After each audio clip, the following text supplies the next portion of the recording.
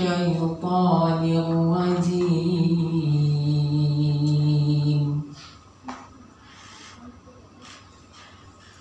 بسم الله الرحمن الرحيم.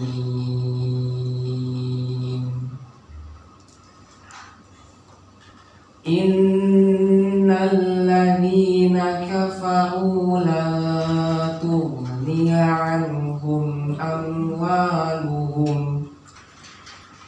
ولا أولادهم من الله شيئا وأولئك هم وقود النار كدأب آل فرعون والذين من قبلهم كذبوا بآياتنا فأخذهم الله بذنوبهم والله شديد العقاب. قل للذين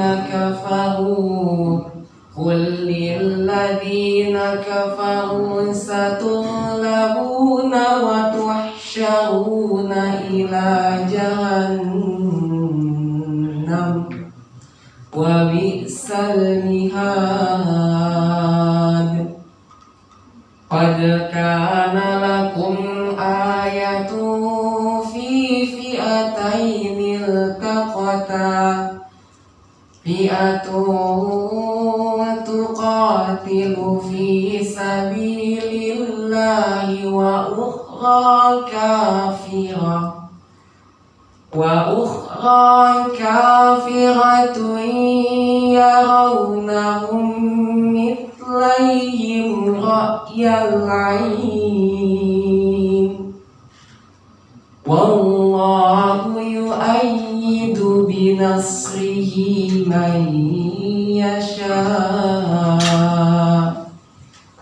إن في ذلك لعبرة لأولي الأبصار.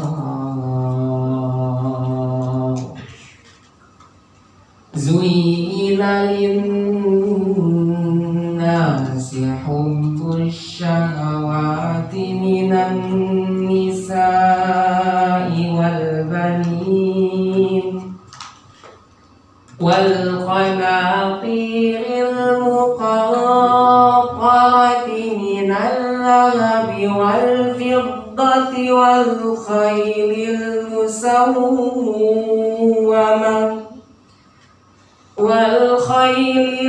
المسومة والأنعام والحرث ذلك متاع الحياة الدنيا والله عنده حسن المآب.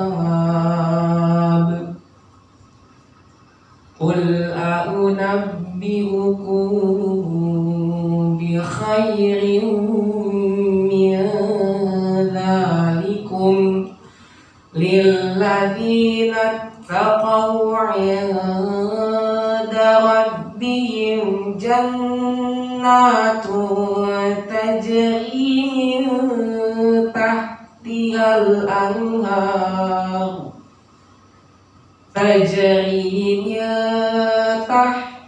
الأنهار خالدين فيها وأزواج مطهرة ورضوان من الله والله بصير بالعباد. صدق الله العظيم. Assalamualaikum warahmatullahi wabarakatuh. Bismillahirrahmanirrahim. Assalamualaikum warahmatullahi wabarakatuh.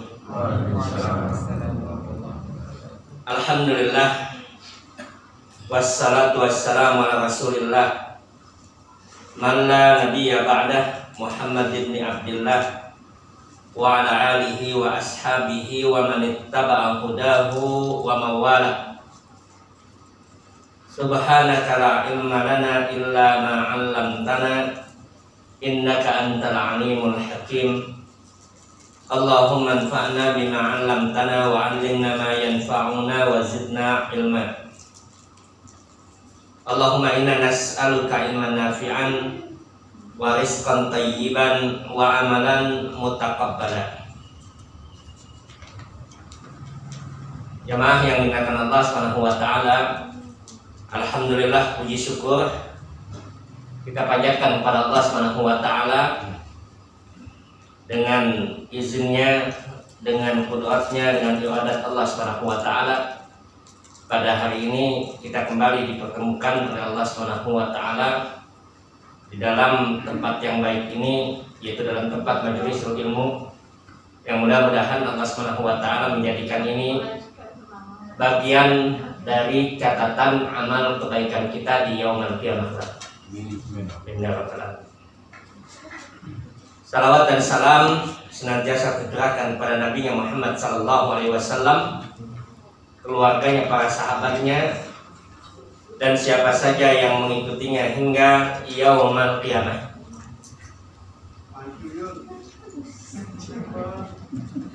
Malam ini insyaallah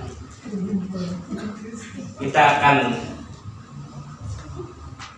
membahas satu tema bahasan al-adab fil masjid. Al-adab fil masjid, yaitu tentang adab di dalam masjid. Jadi adab itu artinya adalah etika. Adab itu adalah sesuatu yang dengannya apabila dilakukan akan memperindah satu pekerjaan. Itu dengan adab. Jadi kalau adab itu dikerjakan, adab itu dilakukan, maka perbuatan tersebut akan menjadi indah dan baik. Maka itu yang disebut dengan adab. Masjid, yang disebutkan dengan masjid itu diambil dari kata sajadah, yasjudu masjidah. Kalau sajadah fi'lun madhi, yasjudu fi'lun mudhari', masjid itu isim makan atau isim tempat, kata yang menunjukkan tempat. Itu tempat untuk sujud. Jadi ini bahasan yang akan kita bahas pada kesempatan hari ini, yaitu apa yang menjadi adab-adab yang disunnahkan kita lakukan di dalam masjid. Nah, dari istilah tadi, di Indonesia ada dua hal yang dikenal. Ada kata masjid dan ada kata musala.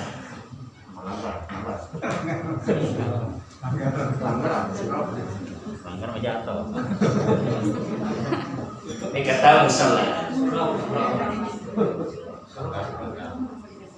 Kalau tadi kata masjid itu diambil dari kata sajadah, kata kerjanya sajadah, yasjudu, sujud. Masjid artinya adalah tempat sujud.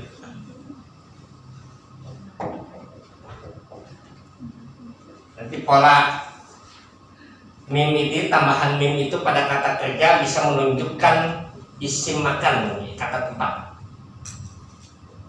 Akala, makan. Ma'kul, tempat makan.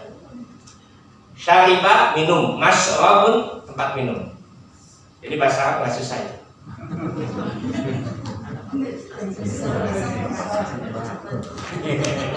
Orang kalau ditanya anak MTS, anak aliyah, apa yang paling susah? Bahasa Arab. Kalau kata musalla diambil dari kata shalla, yusalli.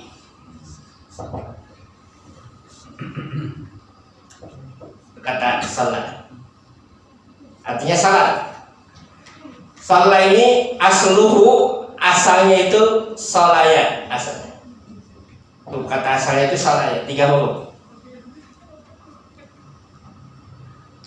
Solaya. Jadi dan musola sama dengan masjid, tempat salat.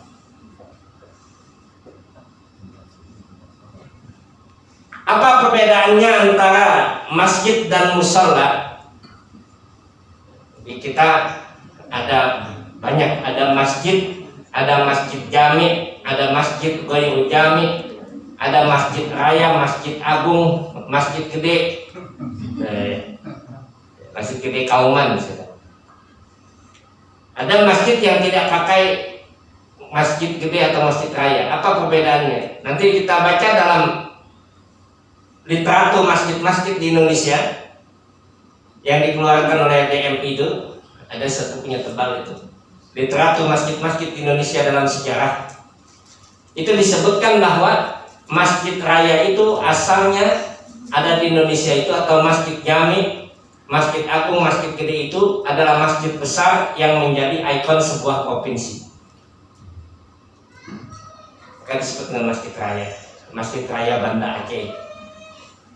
Itu ikon satu provinsi. Masjid Raya Banten itu menjadi ikon provinsi. Nah, kalau di dalam hadis yang kita kenal cuma 2 istilah tadi, ada masjid, ada musala. Di kita banyak masjid, itu banyak. Lalu di Indonesia musalanya juga banyak. Ada musala, ada langgar, ada surau. Banyak di Indonesia, ya kan? Ada malah gitu. Salat di langgar, surau. Ada. Kalau di Aceh disebutnya dayah. Dayah. Jadi ada tempat-tempat yang memang khusus untuk sholat. Nah, apa perbedaannya istilah yang disebutkan dalam hadis dengan istilah yang ada di kita? Karena nanti ada kaitan beberapa hal yang berkait dengan adab di dalam masjid dan musala dan hukum-hukumnya yang agak berbeda. Bahwa dalam hadis Nabi SAW yang menyebutkan masjid itu adalah tempat sujud, yaitu satu bangunan yang dikhususkan untuk tempat ibadah. Itu masjid. Berbeda dengan musala. Kalau musala itu dalam hadis Nabi SAW adalah satu tempat yang dikhususkan untuk sholat suatu waktu, insidental. Jadi ada orang membangun musola di rumahnya, besok anaknya sudah besar jadi kamar. Itu insidental namanya. Jadi itu musola. Nanti kaitannya tidak ada sholat tahiyatul musola. Atau misalkan di kantor kita sholat Jumat, musolanya kecil, lalu kemudian ada basement dijadiin musola, maka nggak ada tahiyatul basement. Ada sih. Ini perbedaannya antara musola. Tapi dalam hadis Nabi SAW tadi itu menyebutkan bahwa musola itu adalah tempat yang insidental digunakan untuk sholat, tanah lapang dan sebagainya. Ini bisa kita dapatkan dalam hadis Nabi.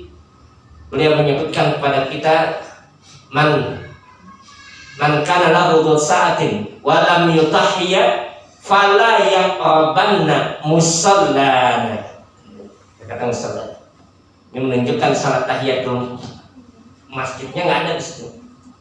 Kata Nabi SAW, barang siapa yang dia memiliki kemampuan untuk berkorban, lalu dia tidak berkorban, maka jangan dekati tempat sholat kami.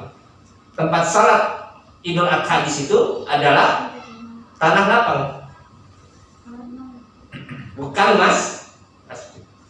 Maka disebut dengan musalla. Nah ini dalam hadis Nabi Sallallahu Alaihi Wasallam. Alhamdulillah, pembicaranya sudah datang. Silakan datang. Nah ini perbedaan antara masjid dan musalla dalam hadis Nabi Sallallahu Alaihi Wasallam. Sehingga nanti berkaitan dengan adab fil masjid itu, yang dimaksudkan dengan adab fil masjid itu adalah adab-adab atau etika-etika ketika kita berada dalam masjid. Dalam Al-Quran Allah Subhanahu wa Ta'ala menegaskan tentang kata masjid itu pada beberapa tempat dan sifatnya yang terkait dengan adab. Pertama, Allah sebutkan kepada kita dalam surat At-Taubah. Dalam surat At-Taubah surat yang ke-9 ayat 18, Allah Ta'ala menyebutkan innama ya'muru masajidallah man amana billahi wal yaumil akhir wa aqamas salah wa ataz zakah wa lam yahsa illallah fa'asa ulaika yakunu minal muhtadin. Dalam surat At-Taubah kata Allah Subhanahu wa Ta'ala innama ya'muru masajidallah, hanyalah, Allah katakan di situ dengan kalimat innama harfun yufidu lil hasan.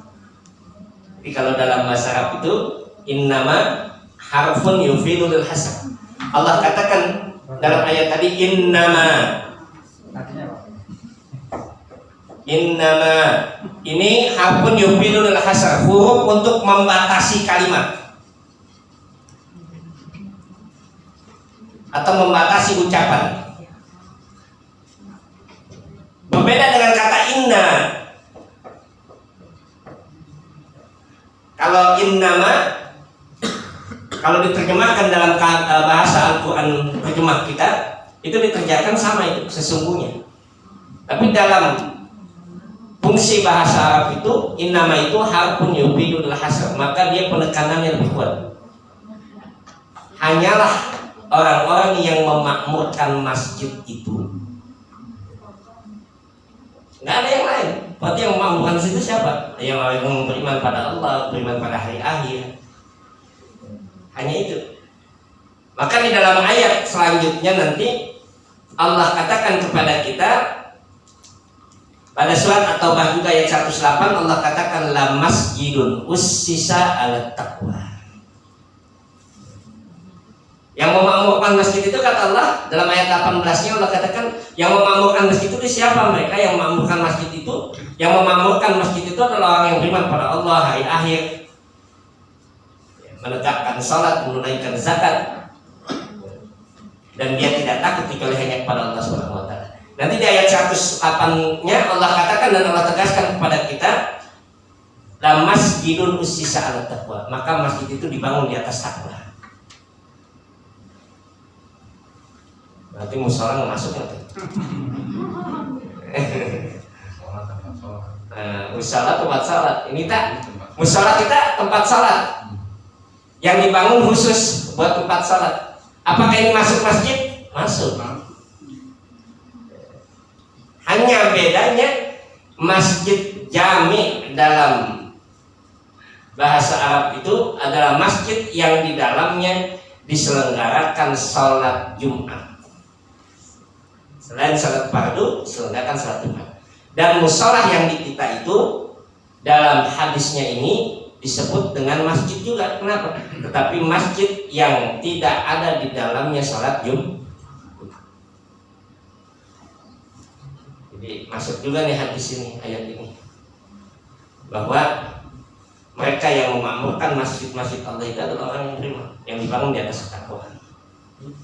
Cuma masjid kita adalah masjid yang tidak diselenggarakan di dalamnya salat Jumat. Ada bangunan besar, basement itu kan besar, ada salat Jumat, tapi disebut bukan masjid, hanya musola. Di kita musola karena ada salat fardu di setiap hari, bangun dan khususnya adalah untuk sholat dan untuk tempat sujud, maka itu tetap disebut dengan masjid. Nah, ini ayat Allah Subhanahu wa Ta'ala. Maka adab-adab dalam masjid itu, apa yang menjadi adab-adabnya? Yang pertama, di dalam hadis kita dapatkan bahwa ketika kita masuk masjid menggunakan kaki tangan, apa kaki kanan atau kaki kiri? Menggunakan kaki kanan masuk ke dalam masjid dan keluar dengan kaki kiri, membaca salawat dan doa. Ada doanya. Apa doanya itu? Bukan Allahumma inni a'udzubika minal khubuthi wal khaba'is.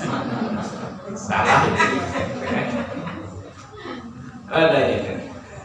Nah, itu kan setelah membaca Allahumma sholli ala Muhammad wa ala ali Muhammad kama shallaita ala Ibrahim wa ala ali Ibrahim innaka Hamidum Majid. Lalu kemudian kita baca doa, Allahumma ftahli abwaaba rahmatik. Dan kita keluar sama dengan kaki kiri, kita membaca salawat, lalu kemudian membaca doa, Allahumma inna nas'aluka min fadlika.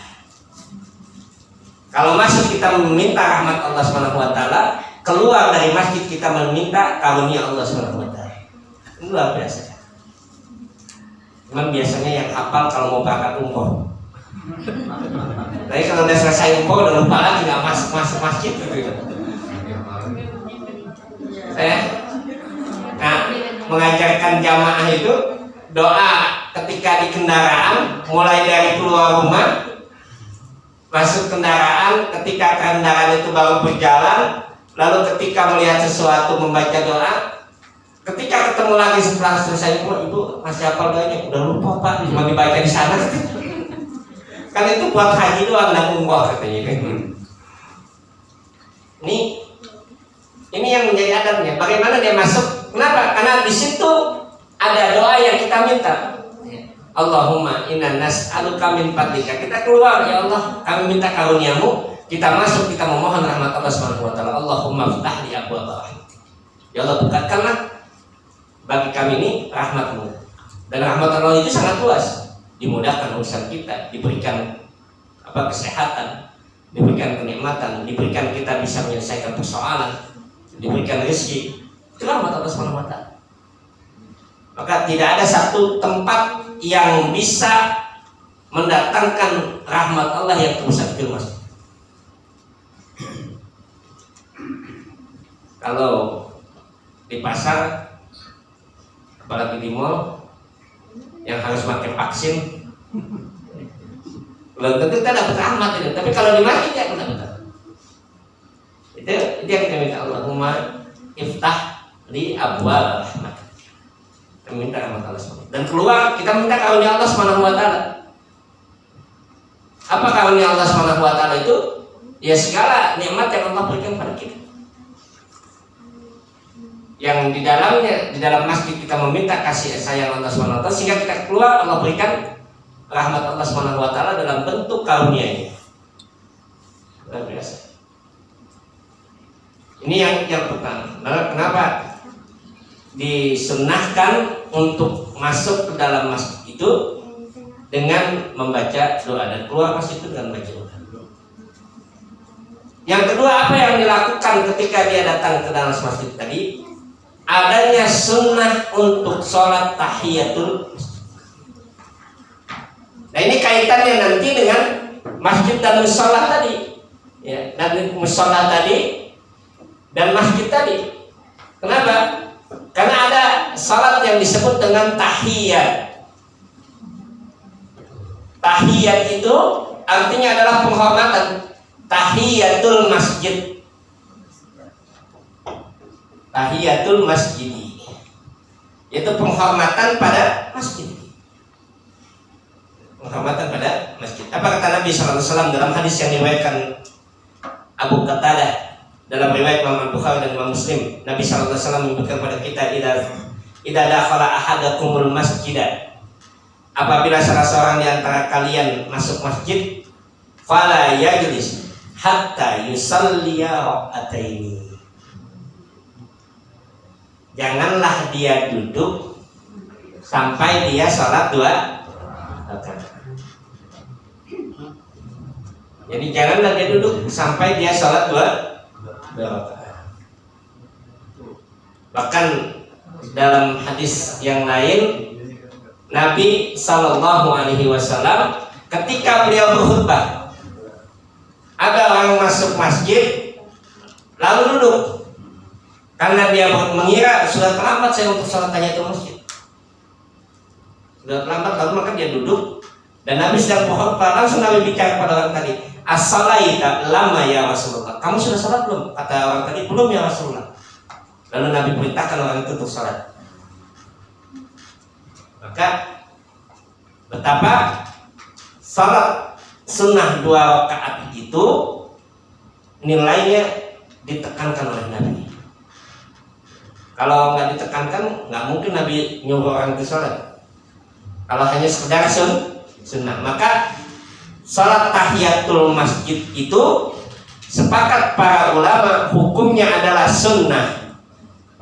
Dan berdasarkan hadis yang kedua tadi, maka sunnahnya itu menjadi sunnah muakkad, ditekankan. Hadis yang pertama tadi, para yajlis hatta yusalli raka'ataini, jangan kamu duduk sampai sholat 2 rakaat, berarti sholat itu sunnah. Lalu kemudian muncul hadis yang kedua yang Nabi menegur, as-salaita, kamu sudah sholat belum? Sholat. Maka ini menunjukkan bahwa sholat sunnah itu bukan hanya sekedar sunnah, tetapi dia ditekankan. Maka sholat sunnah maka. Nah, dalam sholat sunnah tahiyatul masjid ini sepakat para ulama hukumnya adalah sunnah muakkad yang diikhtilafkan, yang diperselisihkan oleh para ulama terkait dengan sholat sunnah tahiyatul masjid ini, apakah dia sunnah mutlak atau bukan.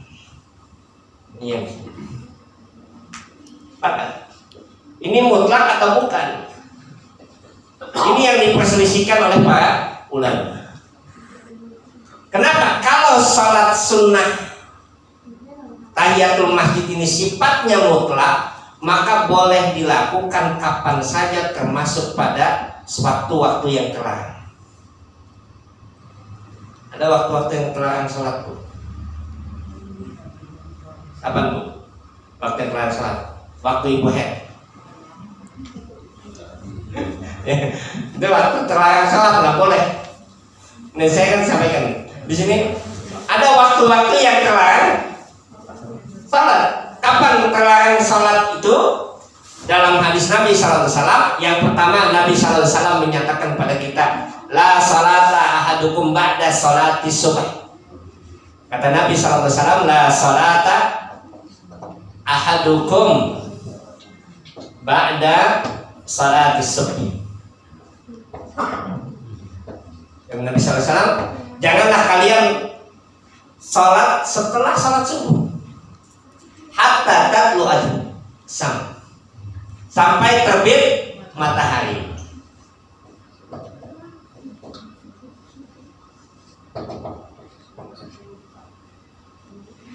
Terbit matahari jam berapa? Terbit matahari itu disebut dengan, kalau di jam kita ada yang menyebutnya tulu. Tulu itu ada yang menulisnya tulu. Tulu itu artinya terbit. Ada yang menyebutnya isyraq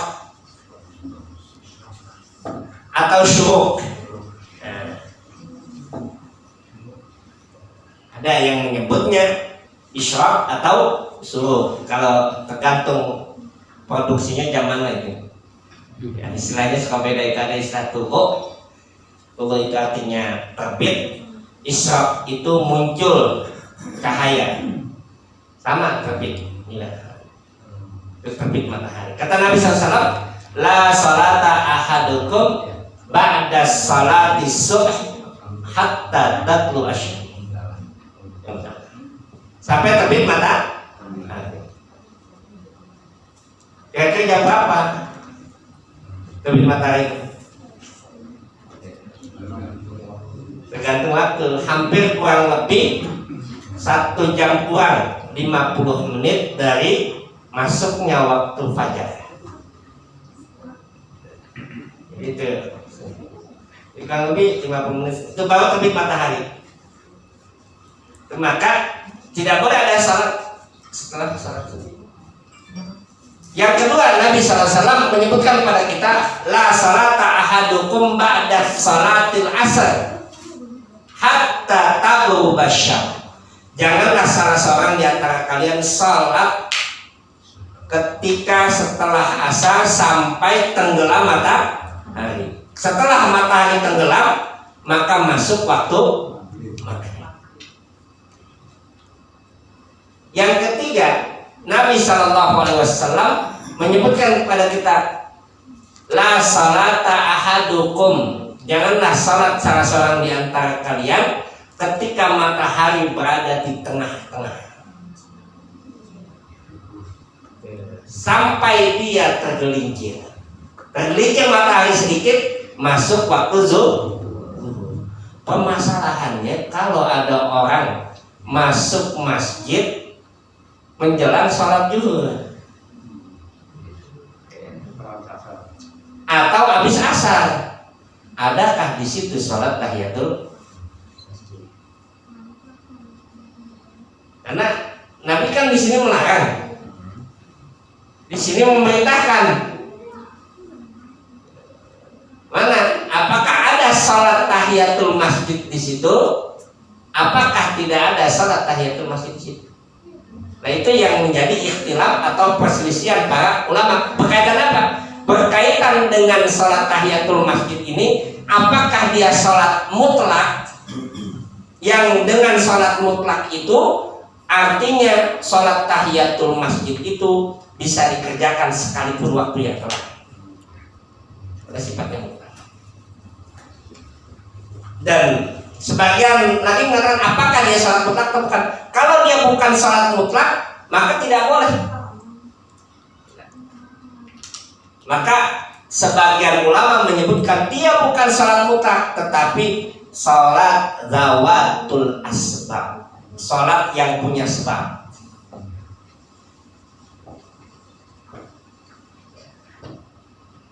Oh, ada sebabnya. Kenapa wudhu? Kalau nggak ada wudhu nggak ada sholatnya. Itu kan? Masuk masjid, oh kalau nggak ada masuk masjid nggak ada sholatnya. Itu disebut dengan zawatul asbab. Sholat sunnah yang terjadi karena adanya sebab. Istikharah misalkan. Oh, kenapa ada sebab? Karena ada pilihan yang kita minta, maka kita ada sholat istikharah. Ini yang dipersisikan oleh para ulama. Dalam hal ini majelis tarjih menekankan tetap ada salat. Jadi menguatkan bahwa salat tahiyatul masjid itu adalah salat yang dia zawatul asbab dan mutlak. Dan ini sama fatwanya dengan Nahdlatul Ulama itu. Kadang-kadang kita Nahdlatul Ulama sama, ada salat tahiyatul masjid juga. Kalau kita Nahdlatul Ulama dia mengatakan salatnya mutlak. Maka di sini sepakat antara Muhammadiyah dan NU itu. Sepakat ya. Tambahkan Muhammadiyah itu sepakat. Beda nanti dengan Persis. Kalau Persis mengatakan enggak. Kenapa? Karena masuk larangan itu kaidahnya yang diambil itu an-nahyu muqaddamun 'alal amr. Kata teman-teman di Persis itu mengatakan bahwa kenapa nggak boleh? Ya karena larangan itu didahulukan daripada perintah. Nanti ada kaidah fikih lagi, ada perintah lagi, ada kaidah fikih lagi itu bahwa perintah itu didahulukan ketika ada sebab. Nah, mana yang dipakai kaidahnya sama-sama ilmu logika namanya. Ya, itu kaidah fikih begitu, yang biasa ngulik-ngulik. Kaidah fikih yang pertama itu larangan itu didahulukan daripada perintah.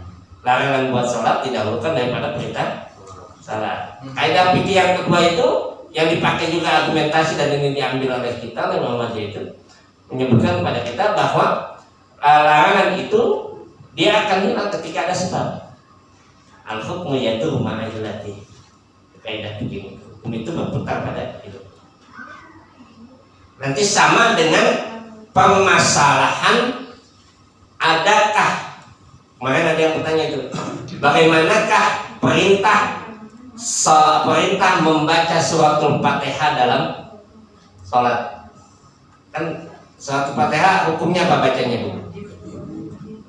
Wajib apa rukun dia? Rukun salat ya, rukun salat. Kalau wajib salat, apa bedanya antara wajib dan rukun salat tuh? Bedanya beda hurufnya. Ada rukun salat, ada wajib salat, ada sunnah salat, ada makruh hadis salat. Ada yang disunahkan dalam salat, ada yang dimakruhkan dalam salat, ada yang bagian daripada rukun, ada yang bagian wajib. Kalau rukun itu kalau tidak dia kerjakan maka batallah salatnya.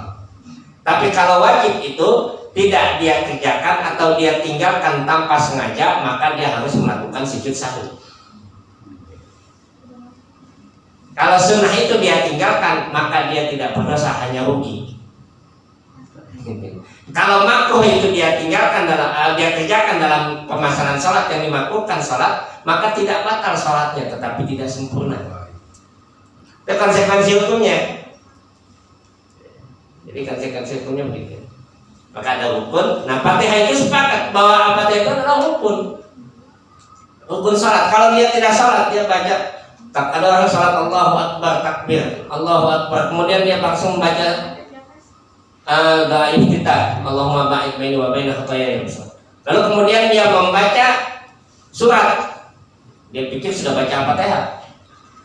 Dia baca surat wal asr innal insana lafi. Setelah selesai salat kayaknya nggak baca Fatihah tadi. Maka itu dianggap batal salat selesai. Berbeda dengan kalau dia lupa pada yang lain. Oh, saya lupa tahiyat.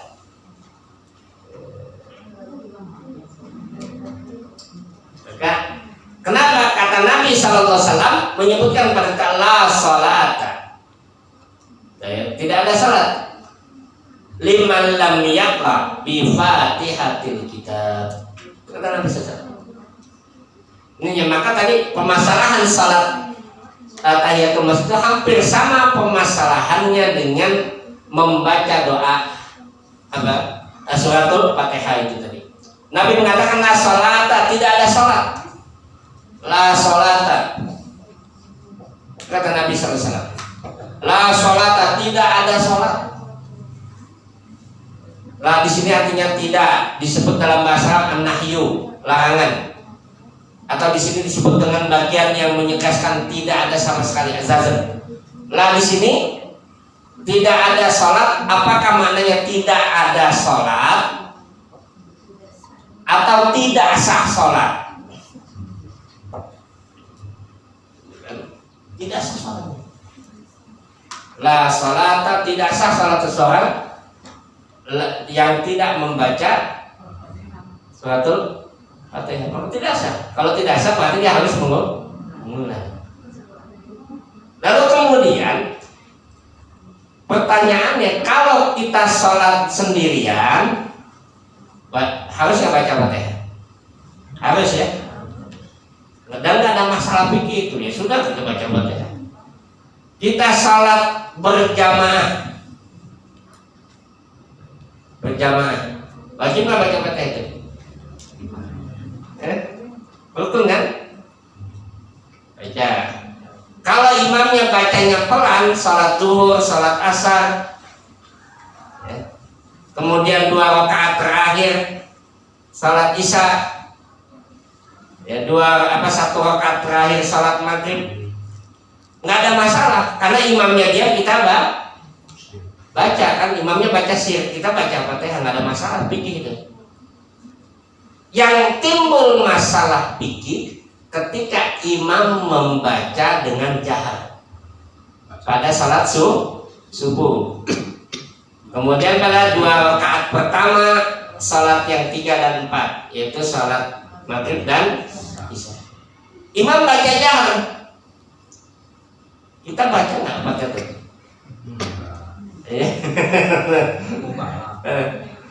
Baca tetap, karena perintahnya tidak sah salat kita baca, ya kan? Baca.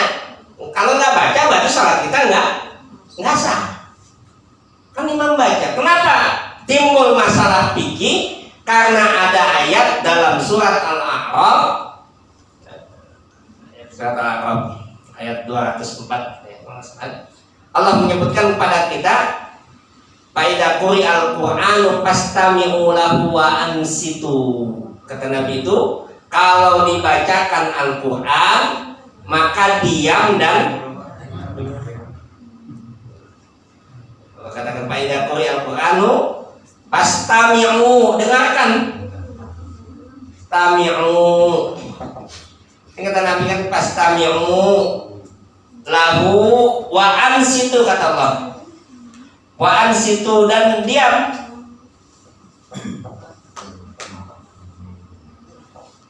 Diam, dengarkan, dan diam. Perintah bukan?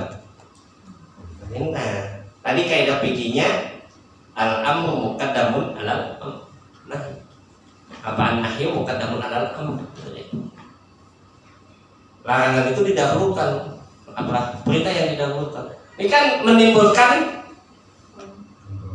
kata versi itu yang disebut dalam istilah fikih nanti oleh majelis tarjih itu disebut dengan ta'arudul adillah.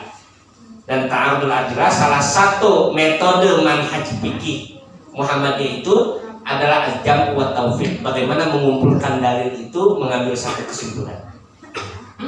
Jadi enggak, kalau hadisnya ayatnya benar, hadisnya sahih, nggak kita buang. Bagaimana nih mengumpulkan dua ini, memahaminya menjadi satu kesimpulan. Itu yang disebut dengan al-jam'u wa taufiq, yaitu mengumpulkan dalil, mengumpulkan argumentasi yang kelihatannya bertentangan, lalu kemudian disatukan pada satu kesimpulan. Kenapa? Karena tidak akan mungkin ayat dan hadis bertentangan. Itu ya, masa ayat sama hadis bertentangan, nggak mungkin terjadi ya. Yang bertentangan itu akal kita kagak nyampe ya, akal kita ini yang belum nyampe, nggak mungkin bertentangan itu ya. Yang menyampaikan, yang menurunkan Al-Quran siapa? Allah. Yang menyampaikan perintah Al-Quran siapa? Nabi. Nggak mungkin Nabi itu menyampaikan bertentangan dengan Al-Quran. Bahkan kata ayat Allah Subhanahu wa taala memberikan jaminan, Nabi itu diberikan jaminan. Ya, wa ma yantiqu 'anil hawa in huwa illa wahyu yuha.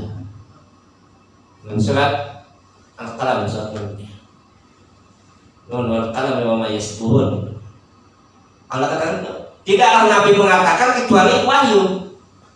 Berarti nggak mungkin ayat itu bertentangan dengan hadis. Yang menjadi kelihatan bertentangan karena akal kita belum sampai. Bagaimana mendudukannya? Oh, ternyata kewajibannya kita tetap baca, padahal kita disuruh diam.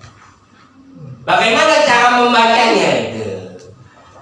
Jadi karena ini dikumpulkan, maka kita tetap wajib membaca Al-Fatihah, wajib. Karena kalau nggak membaca Al-Fatihah, sholat kita tidak sah. Timbul larangan. Nah, bagaimana membacanya itu tidak terkena larangan? Karena ini kan wajib. Sudah, kita wajib. Cuma ada larangan kita, adalah perintah kita diam, perintah kita mendengarkan. Nah, bagaimana membacanya itu dengan kita tidak terkena larangan ini? Imam Syafi'i itu dalam kaulnya itu menyatakan pisah kata ini, dia baca pada dua titik. Ketika imam sedang menyelesaikan titik yang kedua, baru dia baca Al-Fatihah. Titik yang pertama kapan? Waladhdallin.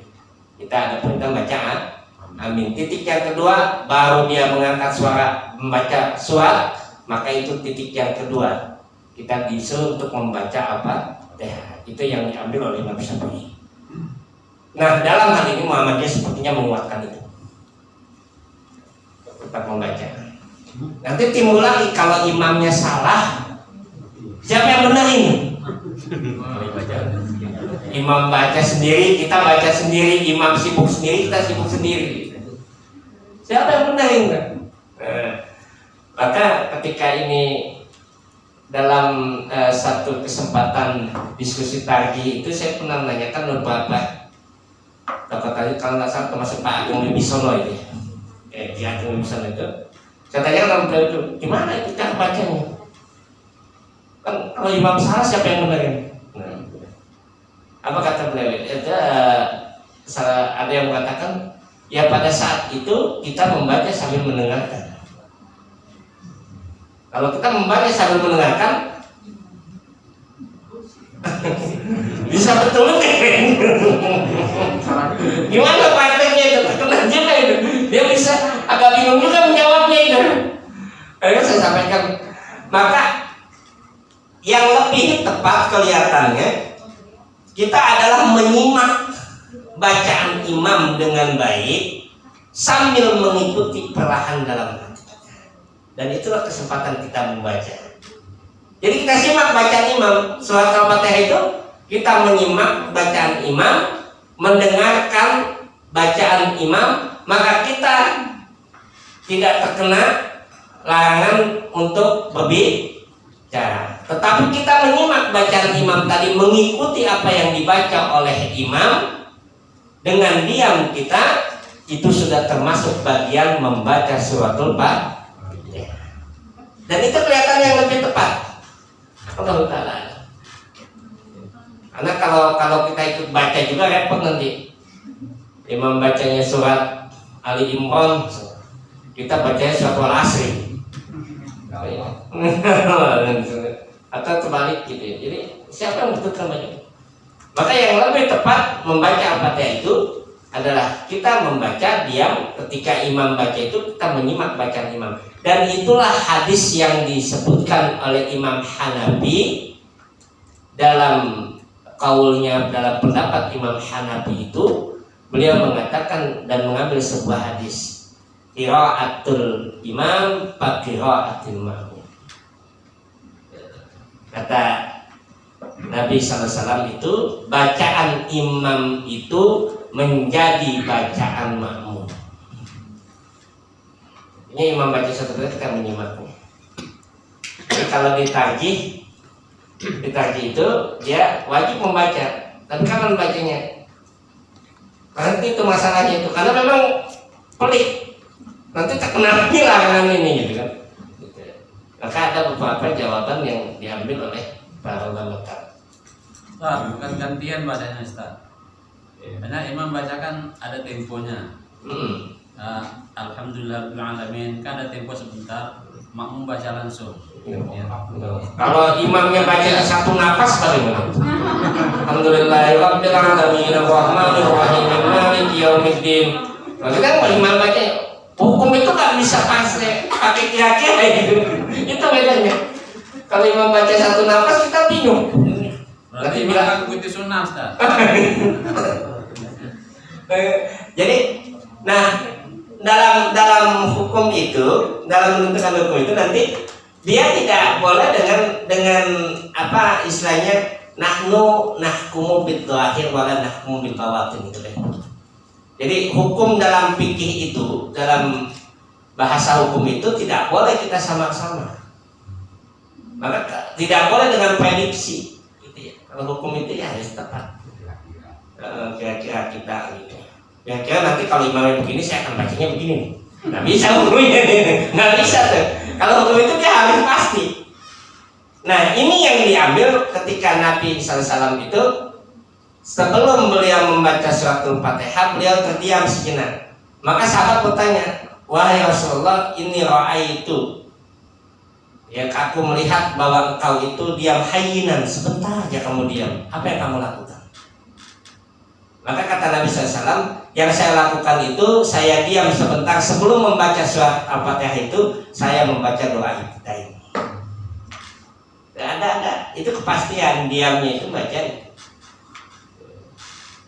Kenapa maka kalau mazhab Imam Syafi'i tadi, mazhab Imam Syafi'i kan tadi mengatakan ada dua titik ya, di antara dua titik itu. Maka Imam Syafi'i itu menyatakan bahwa lebih tepat dia baca menurut Imam Syafi'i itu setelah imam membaca surat Al-Fatihah. Tapi dalam mazhab Imam Syafi'i, Imam Syafi'i menetapkan seperti itu karena menerapkan titik kedua. Kapan titik keduanya? Setelah walad dhalin amin. Maka dia diam. Imamnya itu diam dulu. tidak langsung baca surat. Nanti kalau ibu, kami itu dulu ketika di Libya itu dosen-dosen kami itu orang Mesir. Orang Mesir itu perkembangannya mazhab Imam Syafi'i besar di Mesir, besar perkembangannya. Dosen-dosen kami itu dari Mesir itu dia selalu begitu salat maghribnya itu. Salat dolin amin selesai, dia diam lama. Maka kesempatan kita membaca suratul Fatihah. Tapi kalau di kita ya kadang-kadang Fatihahnya satu napas. Kalau bisa digabung wala dolin amin bismillahirrahmanirrahim langsung. Repot gitu ya. Maka Allah Ta'ala alam yang lebih cepat. Nah ini adabnya. Itu dulu jam 9 baru 1 itu adabnya. Apa ya? Jadi ini permasalahan fikih yang masuk dalam kajian tadi tentang adab dari tahiyatul masjid.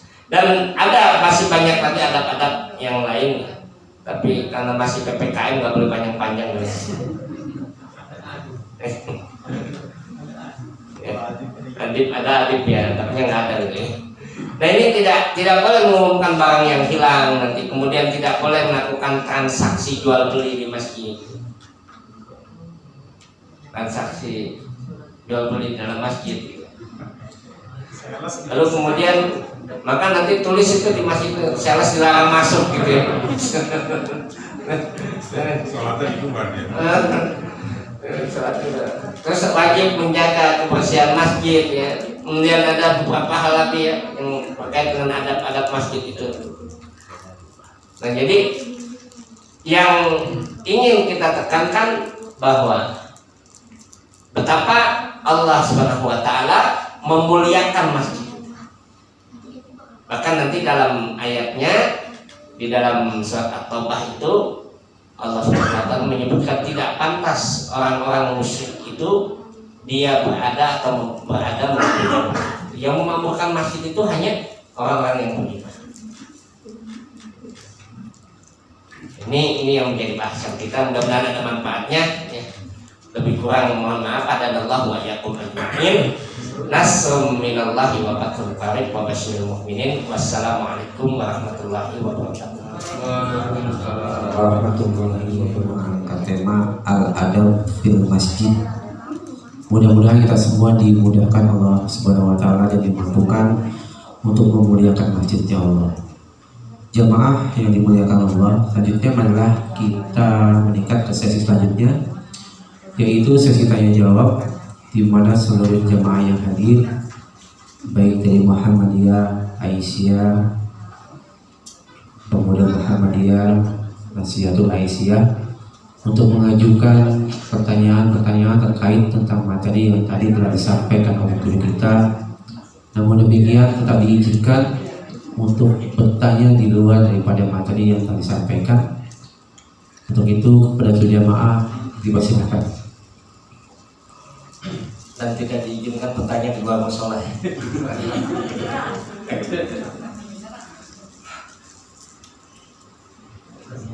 Silakan ada yang tanya. Ya. Assalamualaikum warahmatullahi wabarakatuh. Melangkah, ibarat sebuah film lagi seru tiba-tiba selesai sayangnya itu. Ya, Sinetron itu enaknya yang berlanjut. ada satu tren Pak Ji, tadi dalam konteks memamurkan masjid kita lihat ada beberapa masjid yang menaranya itu disewakan lagi untuk provider apa ya? Iya, provider. Iya. ETS. Ya seperti itu. Nah dalam konteks ini misalnya apakah itu diperbolehkan? Nah itu yang pertama. Yang kedua ada juga masjid yang dijadikan wisata religi Pak Ji. Misalnya masjid Banten Lama gitu ya, produksi. Nah apakah juga ini diperbolehkan? Ya, mohon pencerahannya, terima kasih. Iya. Yang pertama kaitan dengan pembangunan BTS masjid atau mungkin dalam bentuk sentra ekonomi yang lain, itu hal yang boleh saja selama permasalahan fikihnya itu mana yang masuk dalam areal masjidnya. Ini parkiran masjid atau masjidnya. Jadi kalau permasalahan itu sudah dijelaskan atau dirinci, maka selesai sudah. Oh, yang nggak boleh transaksi perdagangan adalah ketika berada di dalam masjid. Bagaimana kalau di teras masjid? Bagaimana kalau pelataran masjid dijadikan sentra ekonomi? Kayak petir ini sekarang lagi berencanakan masjid petir itu kan di pinggiran parkiran itu akan dibangun untuk sentra ekonomi. Atau di Masjid Nusratun Hasanah ya, kita bangun pinggirnya itu untuk kontrakan tokoh di Jakarta itu, untuk toko-toko yang dikontrak. Lalu sebelah sininya juga kita buat klinik dan pangkalan untuk bis untuk kita kontrakkan, bengkel untuk itu bisa, karena tidak masuk dalam areal masjidnya tadi, dia di luar masjid. Nah, kalau itu dilakukan boleh saja. Misalkan kita buat BTS yang tidak ada kaitannya ya dengan perdagangan langsung, tapi adanya di areal masjid. Kalau hal yang seperti itu secara hukum boleh, hanya tinggal nanti namanya orang dagang untung bagi kita atau enggak, itu aja masalahnya. Ya kan kalau dagang kan begitu, ya untung atau tidak kita masjidnya gitu dengan adanya BTS. Nah, jadi itu termasuk juga pertanyaan yang kedua tentang wisata religi.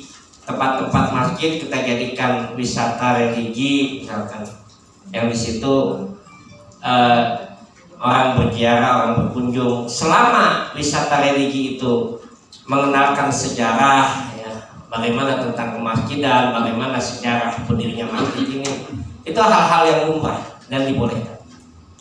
Yang tidak mengandung unsur kemusyrikan, misalkan tabaruk itu artinya meminta berkah.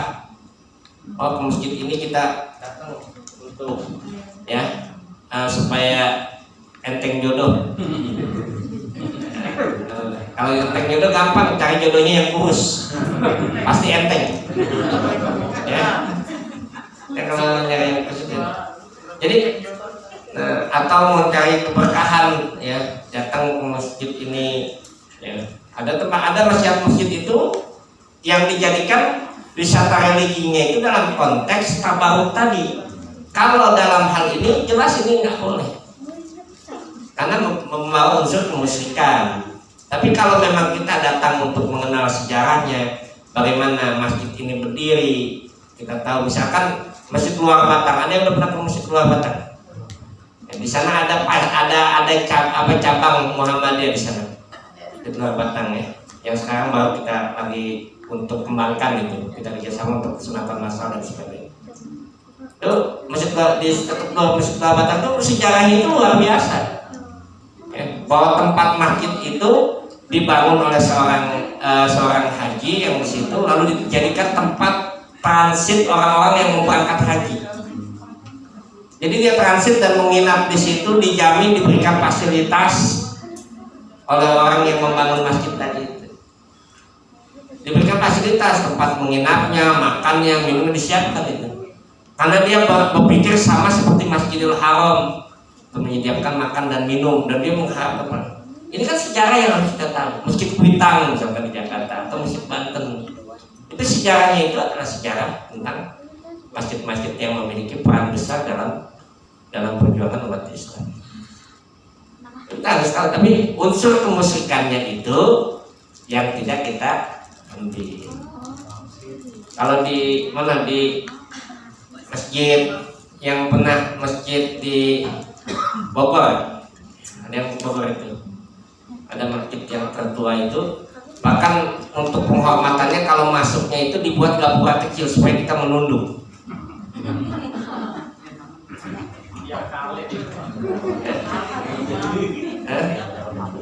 Jadi dibuat gapuranya itu kecil, jadi kita bukan berdiri tegak, tapi kita harus menunduk karena di dekat masjidnya itu ada makamnya. Itu kan sebenarnya hal yang keterlaluan. Sebenarnya nggak perlu, karena kita tahu sejarahnya. Kalau di masa Abdullah bin Mas'ud radhiyallahu anhu itu pernah terjadi begitu. Itu perbuatan orang-orang Romawi. Romawi itu ketika dikirimnya pasukan Sa'ad bin Abi Waqqas untuk menyerbu pasukan Romawi itu, rajanya itu punya pintu gerbang dibikin yang kecil, sehingga orang yang masuk menemui raja itu dengan keadaan menunduk, membungkuk gitu. Apa yang dilakukan oleh Sa'ad bin Abi Waqqas? Dia jalan dengan mundur, jadi pantatnya dulu yang di hadapan. Itu luar biasanya itu, sebaca dalam sejarahnya itu. Sampai Umar bin Khattab itu luar biasa itu yang mengutus Sa'ad bin Abi Waqqas itu. Dan rajanya itu sampai kaget, orang semuanya berani itu. Ketika Sa'ad bin Abi Waqqas sudah pulang, maka dikatakan, lihat betapa luar biasanya mereka. Pakaian mereka lusuh, ya, mereka dari tanah yang tandus, tetapi mereka punya kekuatan dan keberanian yang luar biasa. Saya yakin kalau mereka seperti itu, maka sebentar lagi tanah ini akan dikuasai oleh mereka. Itu luar biasa gagahnya itu. Kan kita sama Tiongkok ya takut. Ini luar biasa. Sa'ad bin Abi Waqqas. Silakan. Ada lagi yang tanyakan? Cukup ya, jangan nanya yang susah-susah. Silakan kalau yang mau nanya. Kalau tidak kita cukupkan untuk mereka ya. Ya.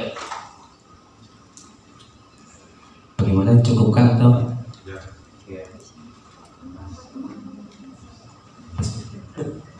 Alhamdulillah, baru saja kita menyelesaikan sesi tanya jawab. Dan itu artinya kita menghujung kegiatan. Mudah-mudahan seluruh rangkaian kegiatan kita pada hari ini dapat mendapatkan ridho dan rahmat dari Allah Subhanahu wa taala. Mohon maaf atas segala kekurangan. Marilah kita tutup kajian kita pada malam hari ini dengan membaca hamdalah.